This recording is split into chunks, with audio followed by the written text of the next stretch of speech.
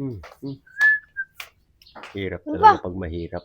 Ano? Ginagawa mo dyan? Uy, saan mo nakuha yung pera na yun? Wala naman tayong pera. Namakla ka, no? Namakla. Ito nga lang napasadahan ko kagabi. Ay ba? Oo. 150 lang? Mm-hmm. Unti naman.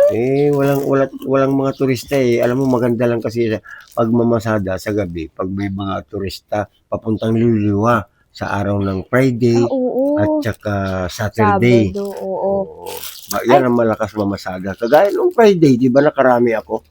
Oo. Pero wala naman ako natanggap na baon ko nun pa. Siyempre, binayad ko lahat ng utang. Oo nga pala. Dami tayong utang. Okay. Apa, saan pala ako mag-aaral? Ng ano? Yung mga kaibigan ko kasi sa Ateneo eh. College, ganon. Sa Ateneo? Oo. Wala yan. Wala yung mga Ateneo Ew. Ano ba yan? Ano? Bakit? Mas maganda Isa nga yan sa pinakamataas na paaralan dito sa Pilipinas. Mas mataas yung pinag-aralan ko. Pinag-aralan mo? Oo. Saan ba pinag-aralan mo? Sa Ateneo ka mo? Oh, Ateneo. Ang taas ng paaralan na yan, Tang. Mas maganda doon. Sa kuya namin. Sa inyo, ate ninyo. Sa amin, sa kuya namin. Di ba? Doon ka nag-aral? Doon ka nag-college? Kaya nga hinyo ako, di ba? Marisip. Ateneo, Di ba? kuya namin. Baka Ikaw may nga. bunso namin. Pwede rin. Ang buso namin. Saan ba nag-aral sila kuya nun? Sa Ateneo din ata eh. Sa kuya namin nila. Wala kasi yung iyo. Ano ba yan? Wala ka na bang ibang itatanong dyan? Ito na lang, last na question ko pa. At papasok na ako mamaya eh. Paano ka pala ulit napadpad dito sa San Felipe?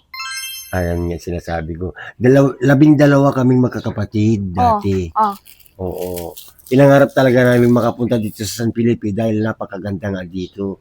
Balitang-balita kaya ang San Felipe Zambales. Oo. Lalo na nung bumagyo. Ni Bakit? Jessica Soho pa yan sa Liwliwa. Oo, yan Diba? na Jessica Soho. Kasi binaha. Oo. Ano ba yan? Sa 12 yung magkakapatid, sino ang pinaka... Alam mo na. Kaya na magandang tanong dyan eh. Oo, napakaganda yung tanong mo.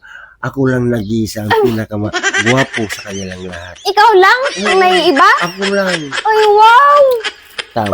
The only one. Wow! Oo, sa aming 12 magkakapatid. Hindi ko nga alam kung ampun sila o tunay silang anak ng mga magulang namin eh. Oo. Nagtaka ka pa kung ampun sila. Oo, talaga. Nagtaka ako. Bakit kasi ang ganda ng lalaki ko? Ay, dyan, hindi ako naniniwala dun. Okay, ilagay mo yung dito, yung tugtog na ngiti. Sa iyong ngiti, ako'y nahuhumani.